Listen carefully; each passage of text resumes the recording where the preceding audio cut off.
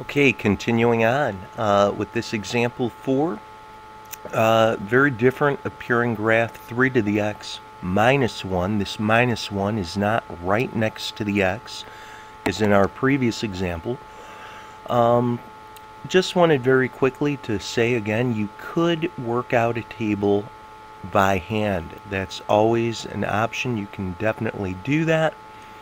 But look, we could just very quickly recreate what we're seeing right here. This evidently was negative 0.8 repeating.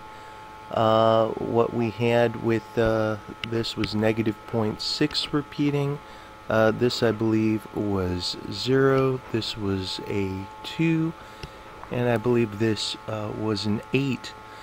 And just bringing the calculator back up just for one brief moment, just want to point out that as x gets larger, you're going to see your y values increase quite a bit.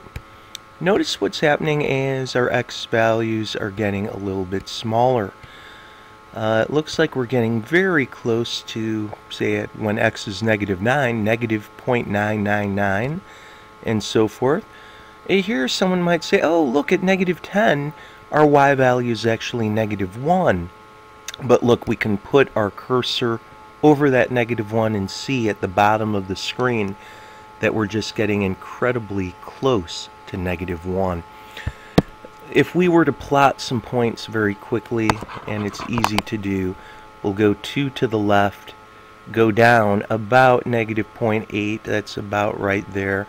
At negative 1, we'd be at about negative 0.6, 0 zeros over here, 1 comma 2, we'd be at 2 comma 8, 1, 2, 3, 4, 5, 6, 7, 8.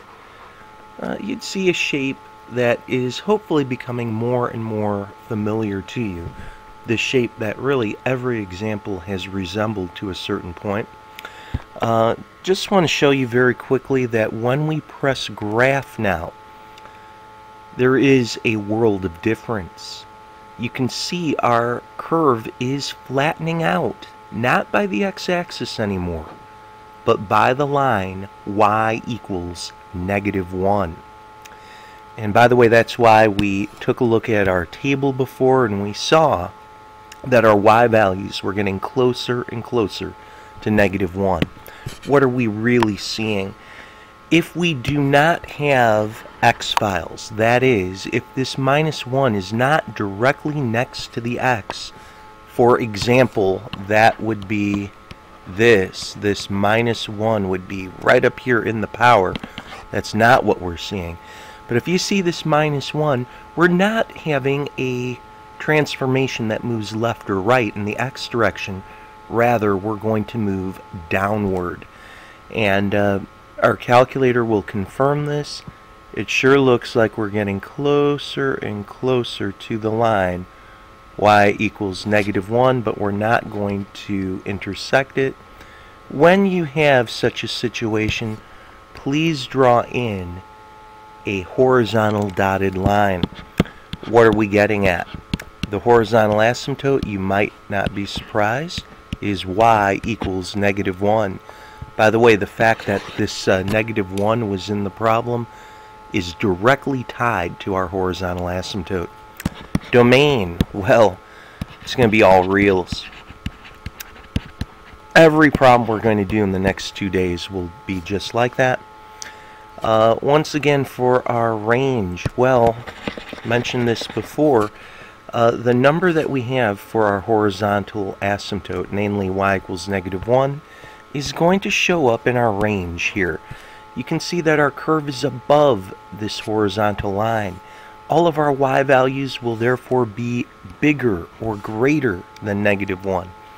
The table that we have on the calculator, or very simply over here, even if we make it by hand, will more or less guarantee that as well. You can see our y values get larger and larger and larger, but they can only get as small as getting close to negative 1 without equaling it. Well, I guess what I want to do at this point is just to make sure that everyone knows that the graphs that we have seen today have a shape that looks like this right in here. Every one of our graphs will have some kind of a shape that flattens out by a horizontal asymptote. Of course, that horizontal asymptote very well could be the x-axis. Very quickly, just doing example number 5, you can see actually very quickly, to save us some time, I think I'm just going to immediately refer to the calculator here and just leave it at that. Here's how it would be typed in: y equals 2 to the x plus 2. On your calculator, if you don't have this latest version, you will need to include parentheses. By the way, the parentheses are located above the 8 and the 9 keys. Well, the big question I think that we need to start focusing in on is this going to be X-Files with a movement left or right, or will it be like our previous problem where we move up or down? Obviously, once we've done a number of these problems, the calculator can give us a very quick table and we can see what's happening. I hope you'll agree as you look at this graph that we don't have a vertical shift. It's a horizontal shift. We're going to move the graph 2 to the x, actually 2 steps to the left.